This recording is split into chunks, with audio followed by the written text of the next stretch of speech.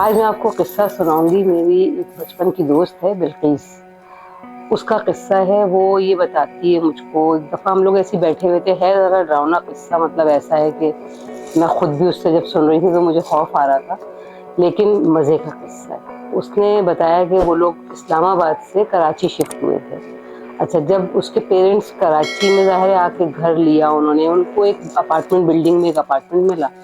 وہ اپارٹمنٹ جو ہے 3 بیڈروم کا اپارٹمنٹ تھا. یہ 2 بہنیں تھیں اور امی ابو اور دادی ساتھ رہتی تھی. دادی جو ہیں وہ ذرا جیسے ہوتا ہے نا لڑکیاں ذرا دادی سے اٹیچ ہوتی ہیں, تو ایک کمرہ ابو نے دادی کے لیے سیٹ کر دیا, ایک کمرہ اپنے اور اپنی وائف کے لیے, مطلب امی ابو کے لیے, اور ایک ہم دونوں بہنوں کا تھا. اچھا, یہ خود جو ہیں اس وقت میٹرک کے ان کے ایگزامز ہو رہے تھے, تو چھوٹی بہن اسکول جاتی تھی. انہوں نے کہا کہ بھائی دادی ویسے بھی کہانیاں قصے بہت سناتی ہیں, رات کو دادی کے پاس بیٹھتی تھی, لیکن اس دن ایسا ہوا کہ جب ایگزامس کے دن تھے تو دادی نے کہا بھائی تم پڑھائی کرو اور میں بھی اپنی کچھ مجھے عبادت کرنی ہے, میں اپنے کمرے میں ہوں, اور جب اگر تمہیں ڈر لگے یا کچھ ہو تو تم ادھر آ جانا میرے پاس, کوئی مسئلہ نہیں, میں جاگ رہی ہوں. خیر, یہ پڑھائی کرتے کرتے کہنے لگی رات کو کوئی 2 بج گئے. میں کاؤچ پہ تھی لاؤنج میں اور مجھے پتہ ہی نہیں چلا. اب ایک دم سے کہنی میں نے دیکھا دادی کمرے سے نکلی اور نکل کے امی ابو کے کمرے کی طرف گئی. امی ابو کے کمرے کی طرف جب وہ گئی تو مجھے بڑا مطلب میں نے سوچا کہ یہ رات کے بعد 2 بجے دادی امی ابو کے کمرے میں کیوں جا رہی ہوں, مجھ سے کوئی بات بھی نہیں کی, میں یہاں بیٹھی ہوں. تو دادی کو جیسے میں نے اشارے سے میں نے کہا دادی, تو انہوں نے مجھے کہا بولو نہیں, اور وہ ابو کے کمرے میں چلی گئی. اچھا, میرے دماغ میں ایک ششو پنچ کی یہ رات کو آدھی رات کو دادی ابو کے کمرے میں کیوں گئی ہیں. خیر, پھر میں نے سوچا کہ کچھ ایسے فیملی میٹرز ہوتے ہیں جو بچوں کے سامنے ڈسکس, خاص کر لڑکیوں کے سامنے رشتے کی بات ہو یا کچھ نہ کریں. تو دادی نے کہا ہوگا بھائی اگر آپ جاگ رہی ہیں, دادا کہ میں جاگ رہی ہوں, ابو نے کہا تو آپ آ جائیے گا, ہم بات کر لیں گے, بچیاں تو اس وقت سو رہی ہوں گی. تو اس کے بعد بات ختم ہو گئی. میری بھی پڑھتے پڑھتے آنکھ لگ گئی, 3 بج گئے. ایک دم سے فجر کے وقت دادی کا الارم بجنا شروع ہوا نماز کے ٹائم پہ. جب الارم بجا تو بجے چلا جا رہا ہے, تھوڑی دیر بج کے الارم بند. میں نے کہا دادی اٹھ گئی ہوں گی, اٹھ کے انہوں نے اپنی فجر کی نماز اور جو ان کو پڑھنی ہے پڑھ رہی ہوں.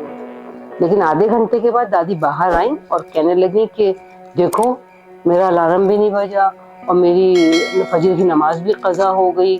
آج میں اتنی گہری نیند سو گئی کہ میں اٹھ نہیں سکی, تم نے بھی مجھے کچھ نہیں. تو کہیں دادی آپ تو تہجد میں اٹھی تھی 2 بجے, تو میں تو سمجھی کہ آپ فجر پڑھ کے سوئیں گی, اور آپ کا الارم بج رہا تھا, جب بند ہوا تو میں نے کہا آپ اٹھ گئی ہوں گی. لیکن کہیں نہیں, میری تو نماز ہی نہیں ہوئی, میں تو رات 11 بجے سو گئی تھی, اس کے بعد تو میں اٹھی ہی نہیں. تو کہیں مجھے تھوڑا سا خوف آیا. میں نے کہا یار یہ کوئی ایلوژن, یہ پتہ نہیں کیا ہے. لیکن بہرحال اس کے ساتھ ساتھ اپنے خیالوں کو, دماغ کو ہٹایا بھی, کیونکہ ایگزامس چل رہے تھے, پڑھنا بھی تھا. خیر, پھر کچھ دن کے بعد ابو سے کہا میں نے, امی سے کہا, کہ ان کا نہیں تمہارا خیال ہوگا اور تم نیند میں ہوگی, تم نے خواب جیسے ماں باپ کرتے ہیں اگنور کر دیا. لیکن کچھ دن کے بعد وہاں کچھ اس قسم کی فیلنگز آنے لگی گھر میں, جیسے کہ کوئی اس طرح کی تیسری مخلوق ہے, اور جو پسند نہیں کرتی کہ ہم لوگ کی جو ایکٹیویٹیز ہیں, ہمارا اٹھنا بیٹھنا. لیکن اس کو بھی امی ابو سے جب میں نے کہا کہ مجھے ڈر لگتا ہے یہاں پر, تو انہوں نے کہا نہیں کوئی بات نہیں, تمہارا خیال ہے, اب تمہارے دماغ میں یہ چیزیں بیٹھ گئی ہیں, تم اپنی پڑھائی کو فوکس کرو. اچھا, اس گھر میں ایک اسٹور بھی تھا. جب ہم لوگ, بتاتی ہے وہ, کہ وہاں سے شفٹ ہوئے تھے تو ہم نے جتنے کارٹنز ایسے تھے جو فوراً نہیں کھولنے تھے, وہ ہم نے اسٹور میں پلیس کر دیے تھے کہ جب ضرورت پڑے گی وقتاً فوقتاً کھولتے رہیں گے. اس اسٹور میں سب کو جاتے ہوئے ڈر لگتا تھا. اچھا, مجھے بھی بہت خوف آتا تھا. سردی آ گئی ایک دم سے, تو کمبل نکالنے تھے, تو امی نے کہا اس اسٹور سے جا کے کمبل کون نکالے گا. خیر, باجماعت سب لوگ گئے اور جا کے کمبل وغیرہ نکال لیے. پھر کچھ دن کے بعد ابو کا جو بیڈ روم میں جو اٹیچ باتھ تھا, اس کی ونڈو نیچے وہاں سے باہر دکھتا تھا بیلکونی سے, تو وہ ایسا کسی عورت کے سسکنے کی آوازیں آنے لگی نا رات کو, اور اس کے ساتھ ساتھ وہ جیسے بہت زور زور سے پھوٹ پھوٹ کے رو رہی ہو, اور بچہ بھی رو رہا ہے ساتھ میں اس کے. تو ابو نے پہلے دن تو اگنور کیا کہ پتہ نہیں شاید میرا خیال ہے, لیکن یہ 2-3 دفعہ جب ہوا تو ابو نیچے گئے یونین والوں کے پاس, اور انہوں نے کہا کہ بھائی یہ میرے فلیٹ کے نیچے کون رہتا ہے, کیونکہ مجھے ایسا شک ہے کہ کوئی ڈومیسٹک وائلنس کا چکر ہے, کوئی کسی کو مارتا ہے, کوئی عورت روتی ہے رات کو.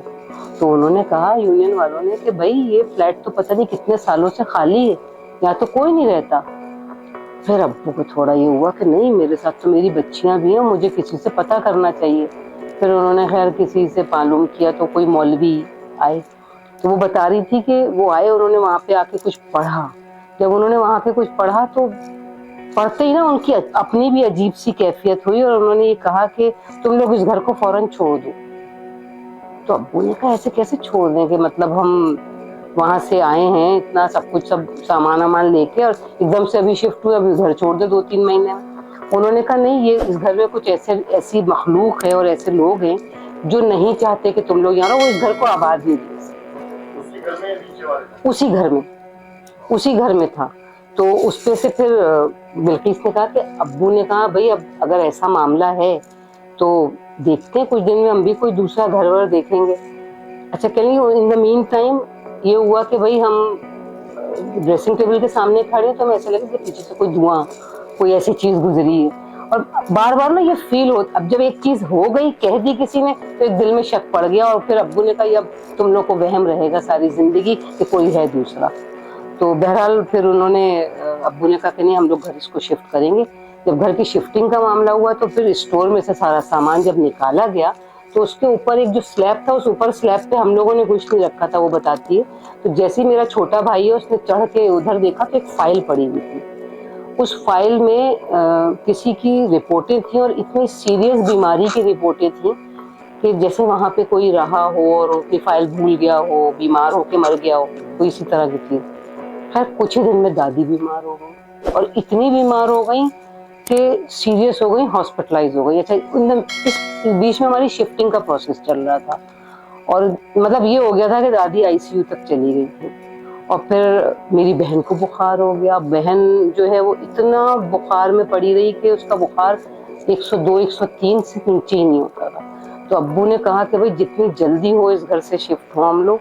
اور جیسے ہی ہم لوگ, وہ بتاتی ہے بلقیس کہ ہم وہاں سے شفٹ ہوئے ہیں اور دوسرے گھر میں جا کے ہم لوگوں نے سامان سارا یہاں سے لے گئے, تو دادی بھی ٹھیک ہو گئی, وہ ICU سے گھر بھی آ گئیں, بہن کا بخار بھی صحیح ہو گیا, اور کوئی ایسی فیلنگز نہیں. اس گھر میں بہت اچھا ہم لوگ ہنسی خوشی سے رہنے لگے.